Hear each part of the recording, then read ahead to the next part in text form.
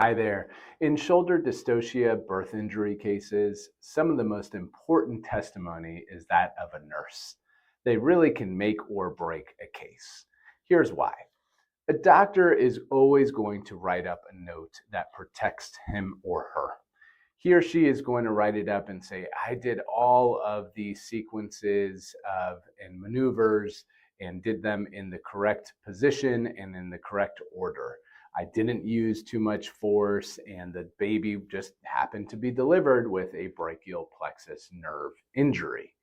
However, what we usually use is the nurse's notes, and the nurse's notes usually tell a different story.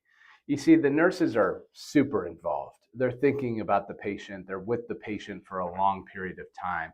So they're writing up much more comprehensive notes than what a doctor would. We also look to see how the nurse's notes actually match up with the doctor's notes. If the doctor says, I performed this maneuver first, and the nurse actually wrote down a whole different sequence of maneuvers, we use that testimony in their depositions to our advantage in order to prove your birth injury lawsuit. Nurse testimony in a birth injury lawsuit involving shoulder dystocia is super important, and it's something that we use to win your case.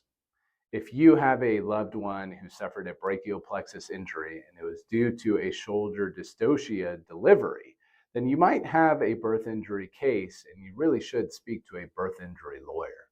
My name is Adam Funk. I own Funk Law Group. We are medical malpractice and birth injury lawyers. We would be happy to speak to you about your case free of charge.